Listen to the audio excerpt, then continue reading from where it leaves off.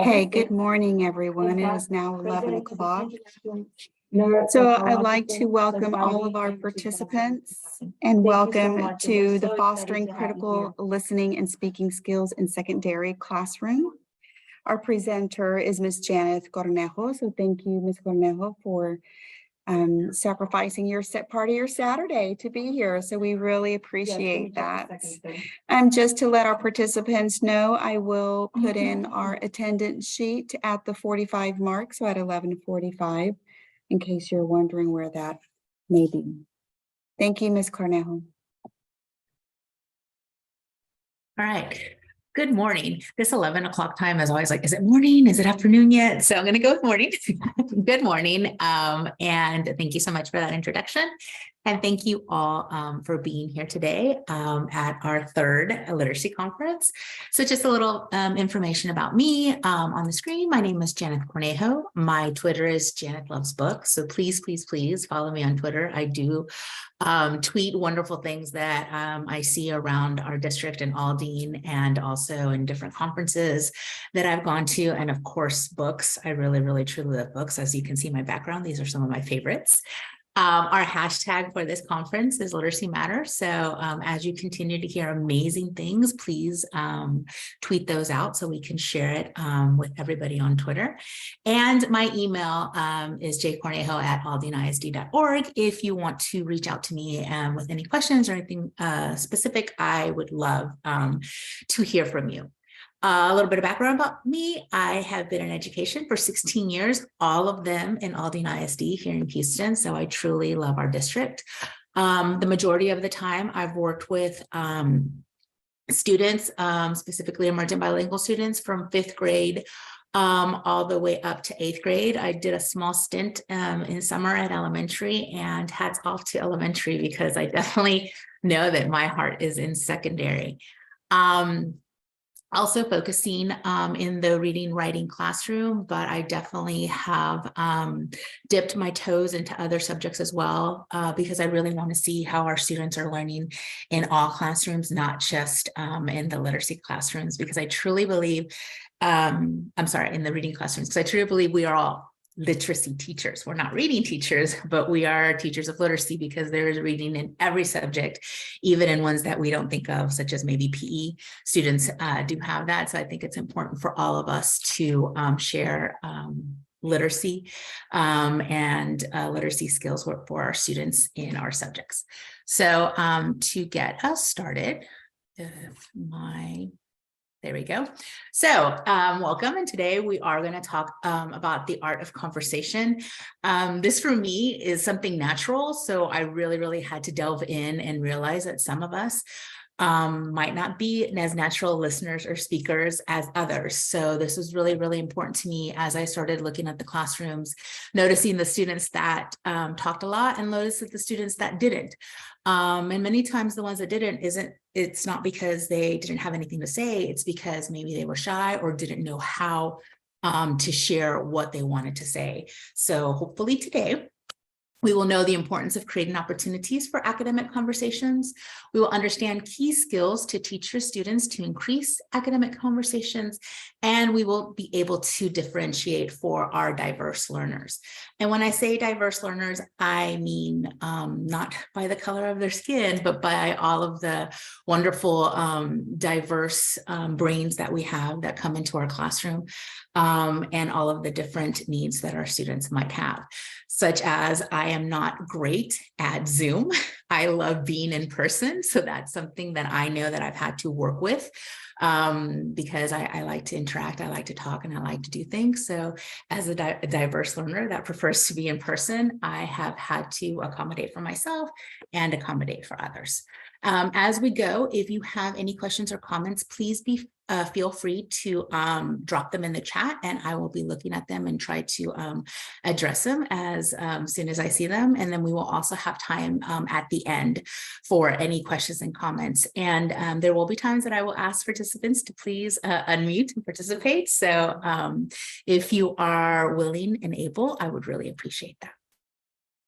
So a little bit about conversation in our students. So input when we're listening. As we make meaning, words and grammar stick in our brain, and language is reinforced as it is used multiple times. So that is why it is important for us as educators to really make sure that we are speaking correctly to our students, and that we are using especially the academic terms that we want our students to use in their conversations repeatedly, and reinforcing it so the students can hear it and hopefully store it in their memory, and so that they can use it correctly. And also with that grammar, I know that especially for our English learners, we want to correct them because we do want them to speak English at a correct level and really feel comfortable with it. But we have to make sure that when we're correcting our students, we're correcting them in a way that positively reinforces instead of negatively shutting students down. So instead of saying, oh, that's not how you say it, just repeat it correctly. Oh, so what I hear you saying is that language is reinforced as it is used in multiple times. So hopefully our students hear that correctly and they'll start registering that. With our output, it's important to try new ways of constructing and clarifying messages, putting ideas into words and sentences. And as we succeed in communicating meaning to others, language used sticks. So here it's really important to give our students that opportunity to practice their listening and their speaking skills. So making sure that we have those opportunities in our classroom, making sure we have the opportunities for the majority of our students, not just the ones that like to speak, and really checking and seeing how much of our classroom time is spent on teacher output versus student output. Because remember, in our language modalities, we have receptive, so when we hear things, productive, and what we really want to see is that interactive. That's where our students are really going to bring in, and that's when our students are really going to have those opportunities for those academic conversations. So to get us there, I would challenge you to first look at your classrooms, many times videotaping yourself just for yourself, not to share with anybody else, and counting the number of times that the teacher speaks to students, and then the number of times that students speak to teachers, the number of times that students speak to students, and the number of times that students speak in small groups. I have done this myself, not just once, but several times, and I had a lot of aha moments. One thing that I really noticed is that when the majority of my students that do like speak, they speak to me, not to each other. Sometimes that might be because I'm the only person standing in the classroom, so the attention naturally comes to me and the students look at me. But when they do that, since their attention is to me, then it's really just a two-way conversation between me and that student, because that's who they're looking at. So that made me really stop and think, where can I position myself in the classroom so that students understand that I might start the conversation, I might have questions in our conversation, I might be the person sharing information that day, but really we should try to communicate with each other as much as possible. So that includes not standing in the front of the room, maybe sitting at times so that I am at level with the students so they can get more comfortable looking at each other and other classmates, and having those reminders, letting them know, okay, remember, we're speaking to everybody, so it's okay to look in different places. Also counting the times that students speaks to students. They're really looking at, are my students only talking to each other in the groups that I've set up or the people around, or are they making sure that their voice is being heard by all of their classmates? So there again, sometimes just the positioning of our students can make a really big difference. For example, if a student is speaking, maybe having them stand up so that they can be that focus and students can speak back to them. And then of course, when we do put our students in small groups, how many times do they speak it in the small group? Are they mostly listening? Are they having that opportunity to interact as well? Are we consciously giving those opportunities, whether we give the talking tokens or have our students first share maybe in writing, but really looking at just because they're in small groups doesn't mean that all of the students are talking. We're still probably having some students doing the majority of the talking. And we think that the rest are doing the majority of the listening, but sometimes they're really not engaging. So to do that, we really need to show our students our norms for academic conversation. So if we are in groups, sitting and facing each other is an important thing to show our students. So giving our attention. I know, like I said, with Zoom, it's kind of hard because most of us are off camera. So I'm speaking to a screen and just maybe seeing my presentation or another person, but it'd be wonderful if I could see other faces and see that people are giving me attention. So that hopefully gives me more confidence. So then that includes, of course, eyes on the person talking, just because we're facing the person, but looking somewhere else or looking at our notes or our phones. That's not letting the person speaking feel like you're really listening and paying attention.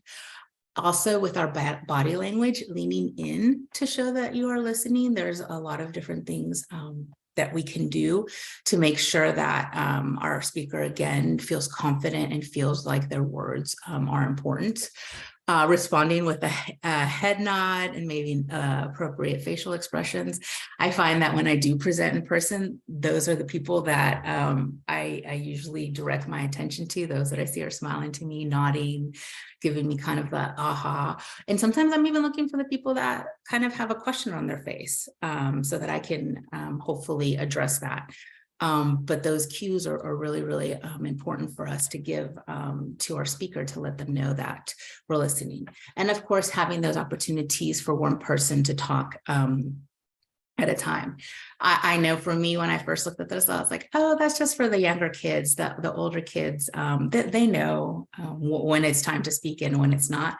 But as I, again, presented with adults, I started realizing that we really have to have those cues to let people know when it's their turn to talk so that we don't talk over each other, which sometimes leads into forgetting what we're saying. And we all have very, very important messages to share. So these are just 5 examples of norms that you can use for your students to really let them know as a listener, you don't just sit there.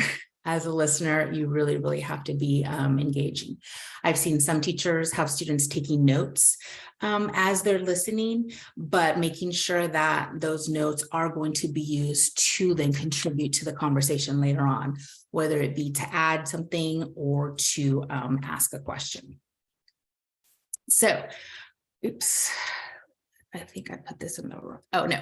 So in order to do that, there are different roles in here. Can you go ahead and drop the link that I shared with you, please?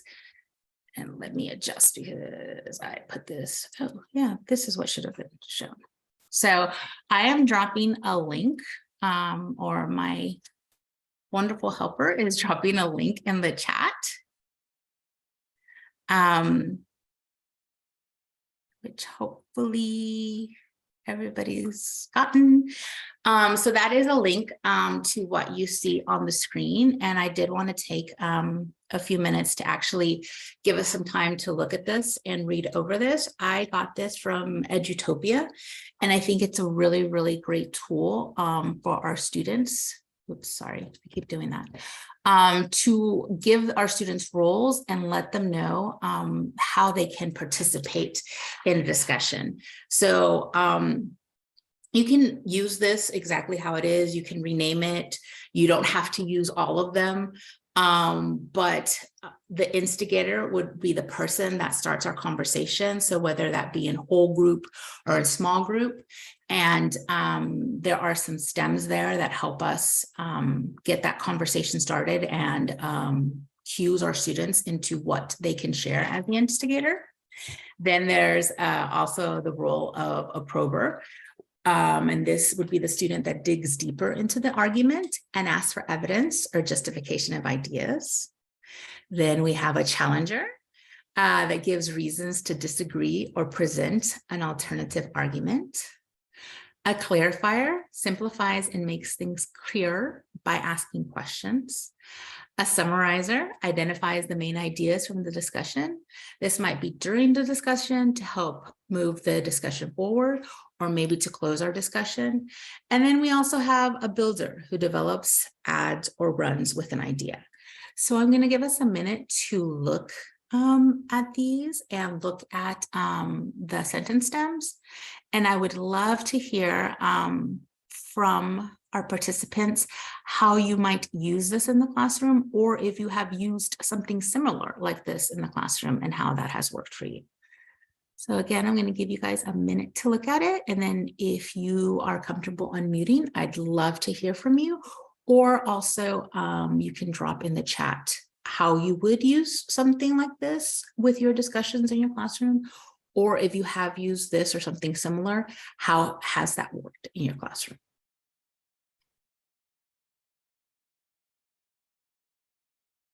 So again, drop it in the chat or unmute. Good morning, Cornell. How are you? I'm doing well. Hey.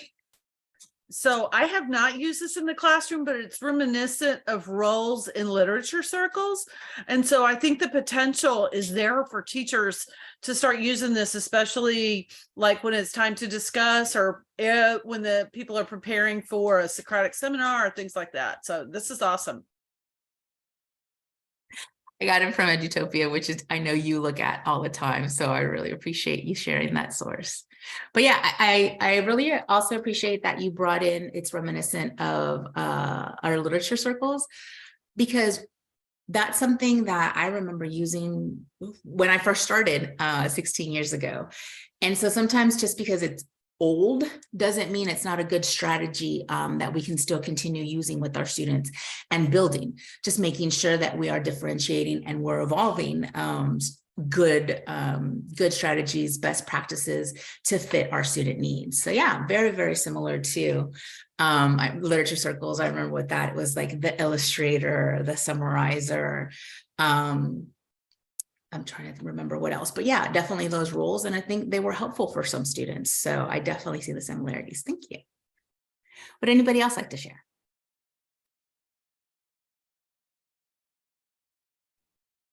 I'm going to share, Ms. Cornell. This is a wonderful way to make sure all your students are engaged in the activity, because sometimes when we put them in discussions or in collaborative groups, you're going to have that quiet one that just listens, and that's okay. But this is to give them a job to either be a builder or a summarizer or to clarify, which I think is just so ideal. So thank you for sharing.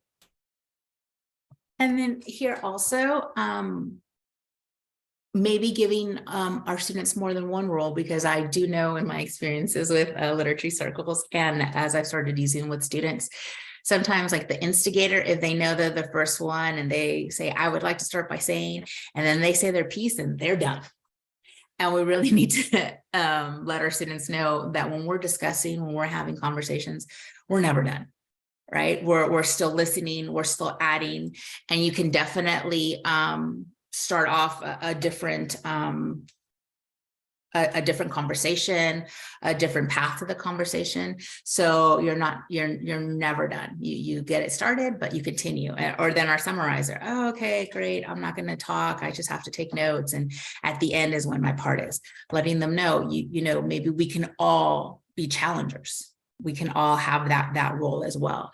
But looking and as a teacher role, really seeing how our students are fitting into these roles, which of our students are going to fit better into roles, and then again continuing to encourage that you're not done. You still have you're still part of this group, you're still part of this discussion, and there's still things that you can share.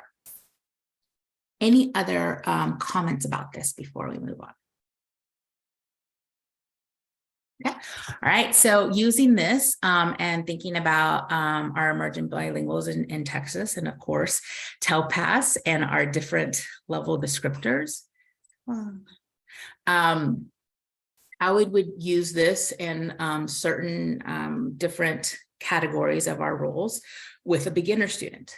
So maybe if I have a beginner student, these sentence stems might be a little bit difficult because our students aren't quite there yet. And remember, what we want them to do is participate in the discussion. We don't want to make it harder by giving them a stem or a role that they're not ready for yet. We want eventually for all of our students to be able to participate in all these roles, but we have to scaffold and build our students there.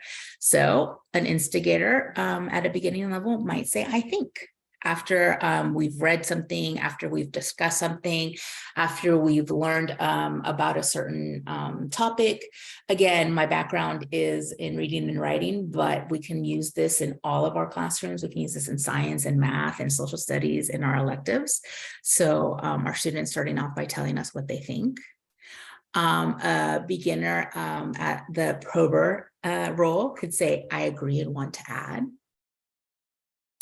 A challenger could say, you said, but I think. And a summarizer could say the main points were.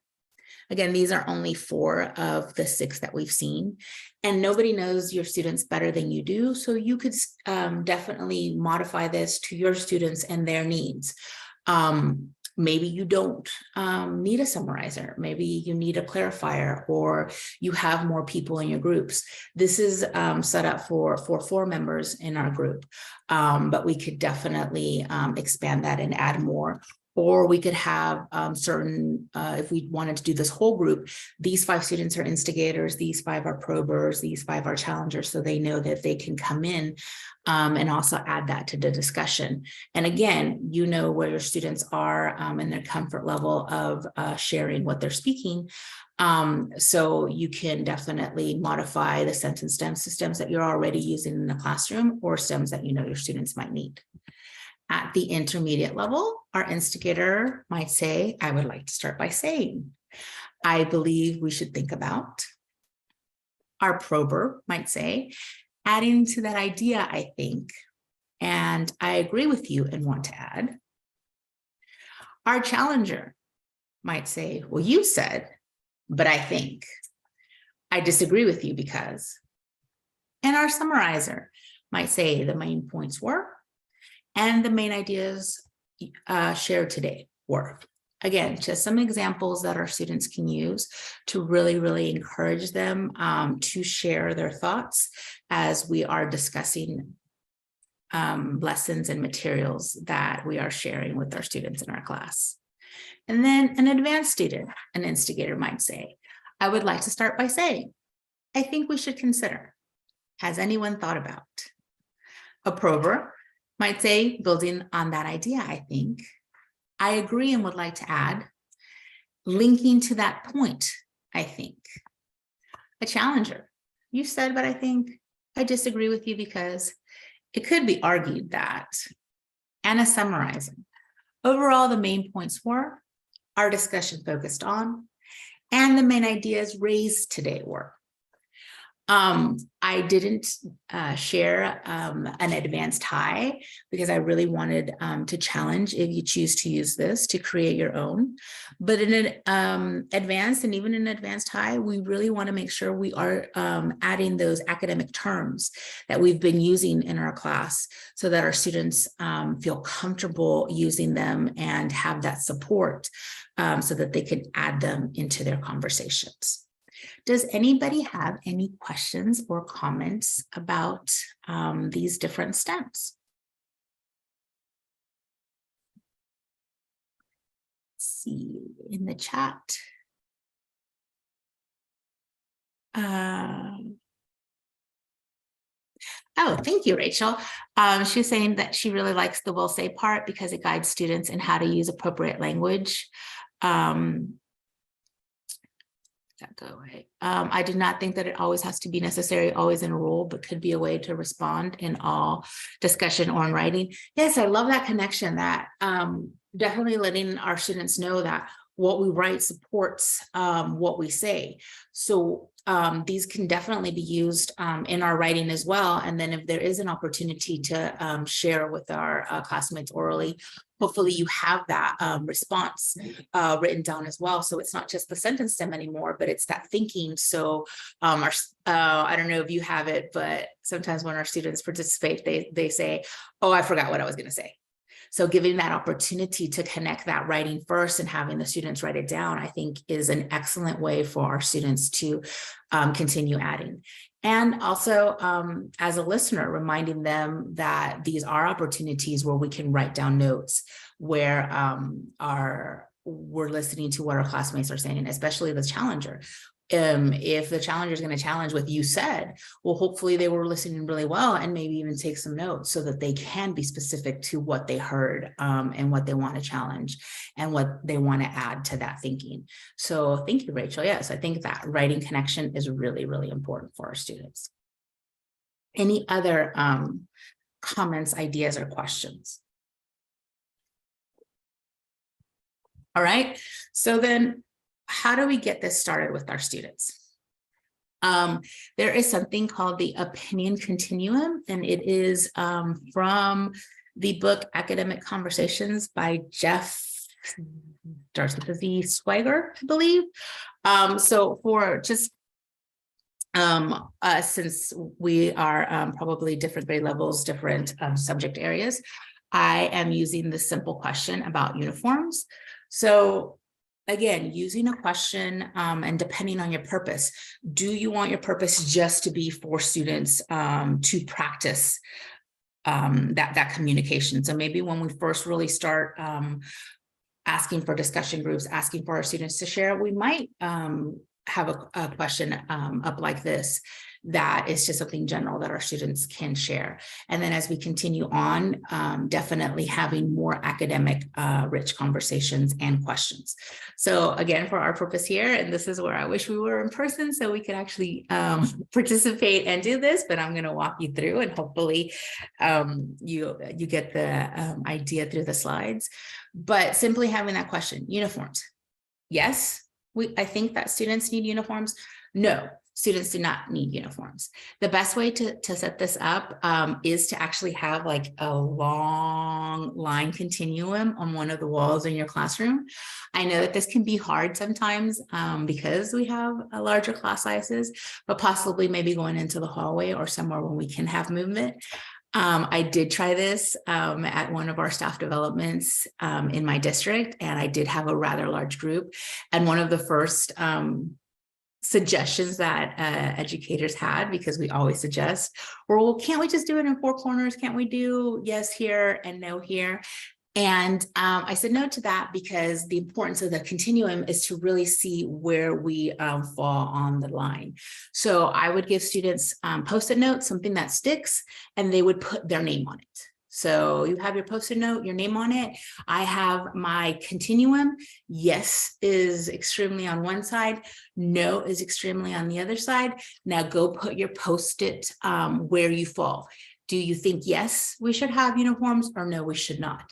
And you're always going to have students that don't necessarily have the strongest opinions. So letting them know that this is a continuum so they can fall in different places. They can be extreme yeses, extreme nos, or they could be yes, but maybe I could be swayed. So the Post-its might look like, okay, I'm an extreme yes. I am too. I'm a yes, but maybe you could sway me. I'm getting a little bit closer to no, but I still think yes. All right. Maybe I am a maybe, like, yes, but then we have our no's, right? My extreme no's, no for sure, no. And then we get closer to that maybe.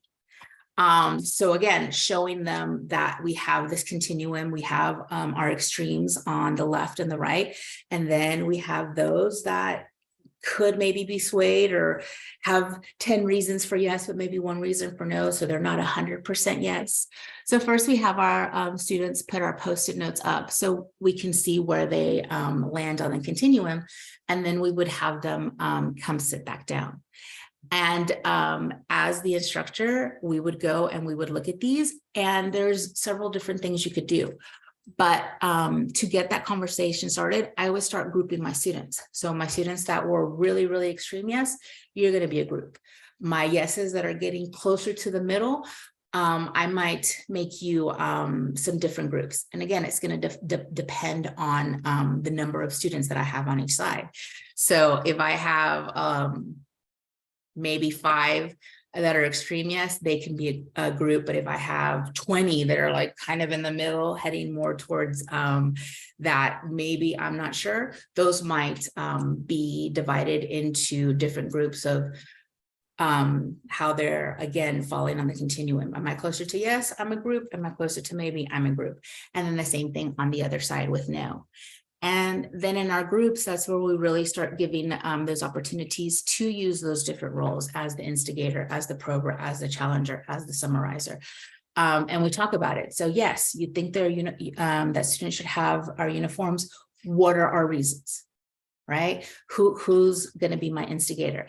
And then again, that's where I can have different levels for my students as well, where my instigator might be my beginner student. And my instigator might just say, I think we should have uniforms. That's it, right? That's something they feel comfortable sharing. And then maybe I have an intermediate in that group. That's my instigator. And they can add to, I agree with you that we need uniforms, and they might add something. And then we might have our challenger, who's an advanced student, who might say, okay, you're saying this, but I think that argument isn't really strong, and a no could knock it down because. So we can work with those different levels there. And then our summarizer, that might be our advanced high student. And when I say advanced high, I'm really, really focusing more on the student that feels most comfortable talking and expressing with the classroom. So that may be the representative for that group that's going to come to the whole classroom and give their reasons that they've talked about. So then there, after we've done that work, we'll give the summarizer that opportunity to summarize the yes. And then we have a strong maybe group to summarize the maybe, and then our summarizer for no. And then the beauty of the continuum is, once we've had our group share, maybe some of our groups do sway us. So I give my students the opportunity to go take their Post-it if they are swayed, and to move it where they are. Maybe I still think I'm a yes, but those no's really kind of started getting me thinking with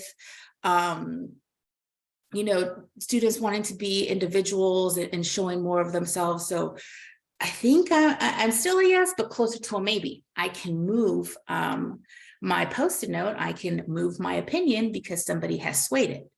So I think this is a really great opportunity to have movement in our classroom, but also to be able to share our thoughts on a topic, to be able to listen to others' thoughts on a topic, and then to be able to use that information to strengthen either what my original thought was, or to question it, and then have those opportunities where my students can research or continue to strengthen their original opinion, or investigate what they've heard other groups say.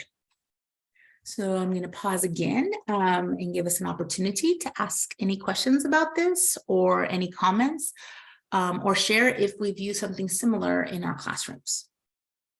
So again, if you'd like to unmute yourself, please do, or you can just type it in the chat and we will share. How might you use this with your students? Have you used it with your students? Do you have any questions?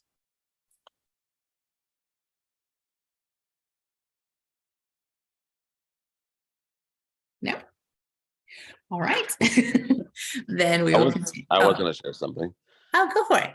Yeah, no, I just like that it activities like this, especially for emergent bilinguals, I think give them a safe space to contribute, because I think it shows you don't have to be on one extreme or the other. You can kind of be an if or a maybe, and that you're not the only one that's an if or a maybe. if you're not sure or need more clarity. And so I think this is a good visual for them to see, like, everyone's thinking is different and it can be a little gray and I'm not the only one. Yeah, thank you. And I think also it's important to have this visually in our classrooms.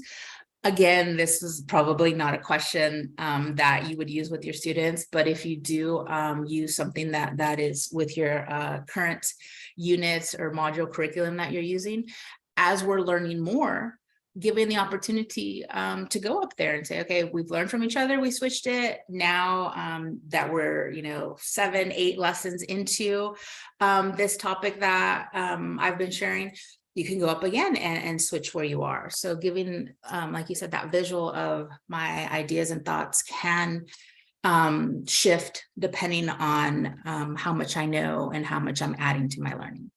So I think that that's a really, really great opportunity for our students to share that. And maybe coming in at the end of the unit, right? For the curriculum that we use in my district, we have one big essential question over a 9-week period. So maybe putting that up there and asking them at the beginning, and then going back at the end of our 9 weeks, now that we've had so much learning and done so much work, and then checking again on the continuum and seeing where students land now that we've had 9 weeks worth of lessons. I think it would be a really, really great way to use this with our students as well. Anyone else? All right. And another really, really great tool that I love that is part of our curriculum that I think we can use in all of our classrooms is a fishbowl. So our curriculum asks and gives us opportunities to have Socratic seminars with our students. So that's when, we pose a big question and all of our students hopefully are facing each other and have the opportunity to discuss and question each other and add to what their classmates are saying. But being totally transparent, this was difficult for our students. Our middle school students weren't comfortable talking.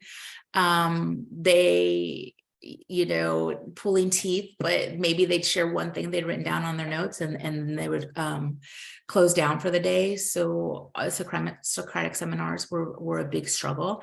And many times our teachers actually skipped it or turned it into just a individual writing assignment because, again, our students weren't participating. And these should be long, robust, hopefully 20, 30-minute conversations where we really add to our thinking and question each other. So a way that we've looked at to get this moving with our students and really show them what a Socratic seminar does is to have a fishbowl.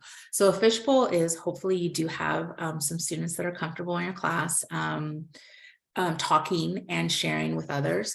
So you would pick, I don't know, I would say 4 to 6 students.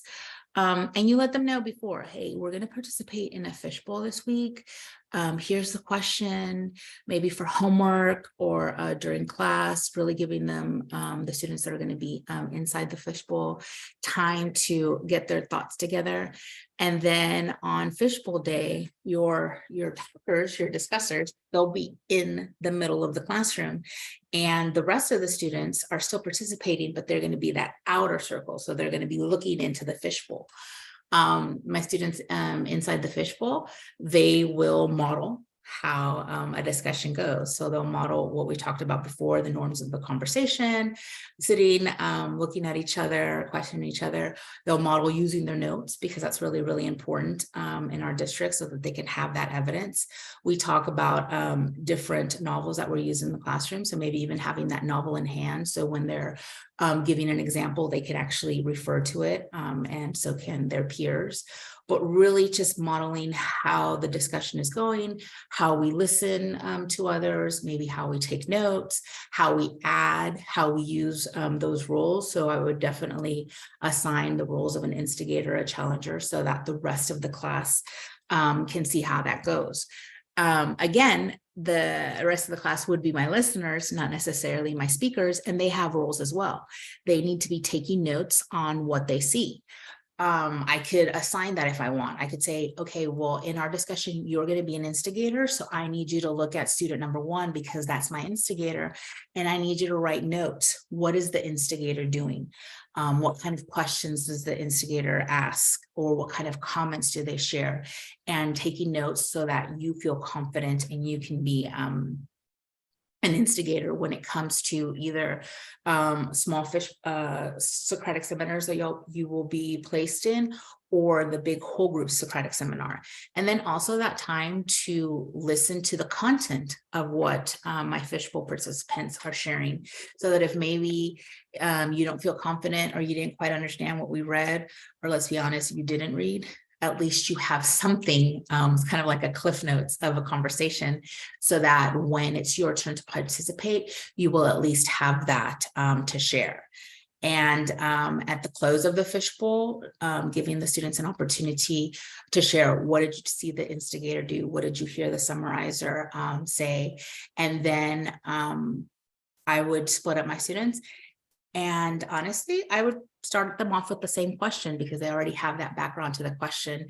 And as we get more comfortable, maybe giving them different layers of questions, making the groups bigger as they get more comfortable speaking, so that hopefully in a few weeks' time or by the end of the year, they do feel comfortable sharing their thoughts in a full classroom Socratic seminar, because that's one of the best ways for us as educators to really hear what our students are learning and maybe any gaps that they still might have in understanding, so that we can use that to really inform our instruction.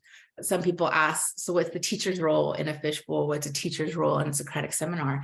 Ideally, to just be an observer, because sometimes as soon as the teacher talks or says something, whoosh, that attention goes back to the educator instead of to the peers. So if there is a moment or we feel that we need to interject or say something, I think the best way is to put it on a Post-it note and maybe give it to one of the students to share or to say, so that the conversation and the discussion stays with them and doesn't come back to the teacher, so that teacher takes control over it. Any questions about fishbowl? Any comments? Anybody have experience with fishbowls in their classroom or Socratic seminars? Or anybody who might want to use this or try this with your class?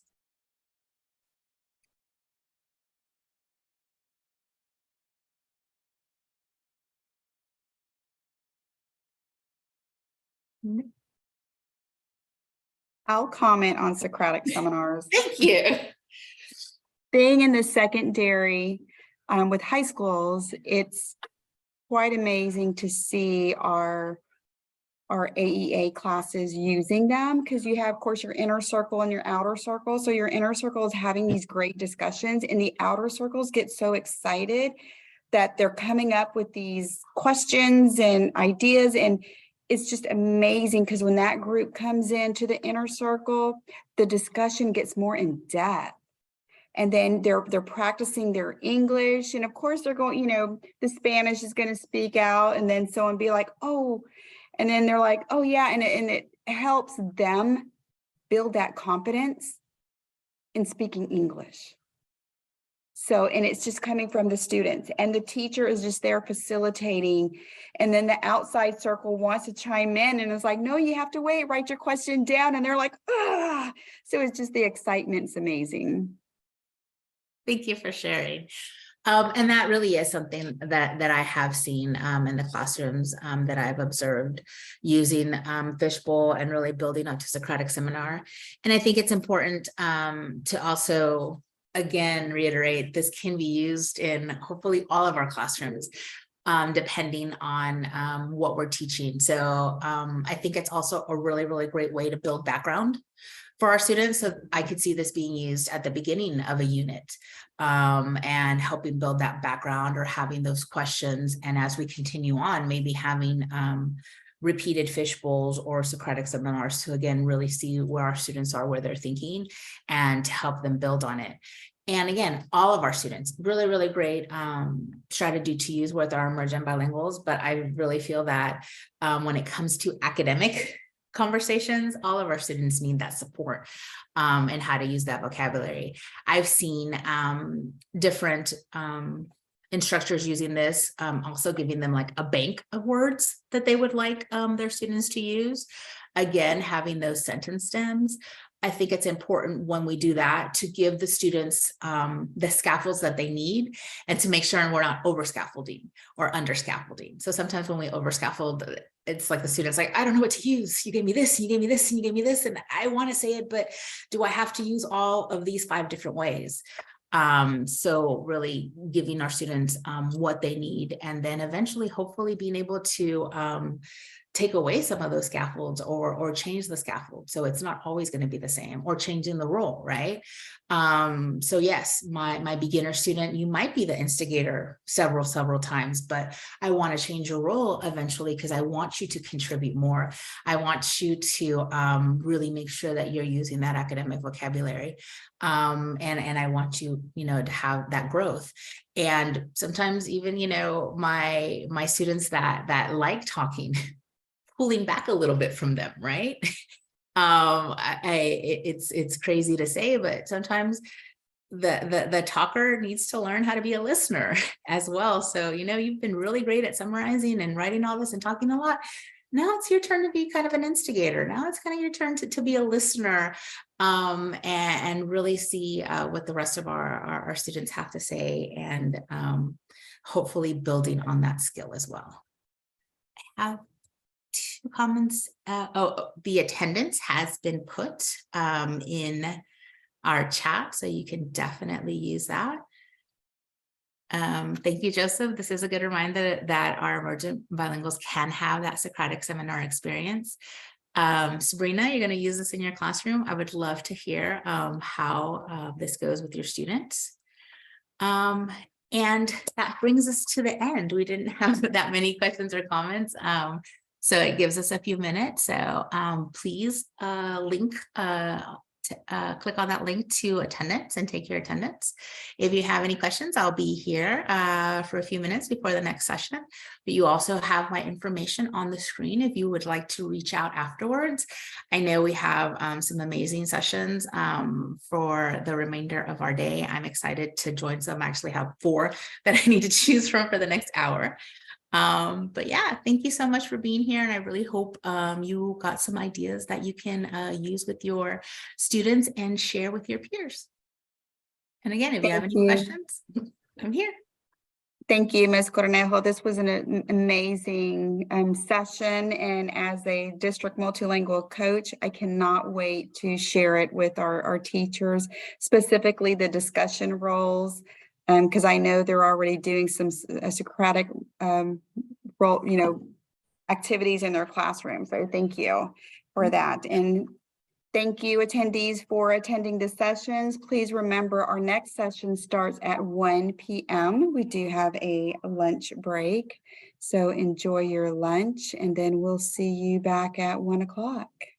Unless anybody has any questions, I'll leave it open. For the meantime, I'm going to stop the recording though.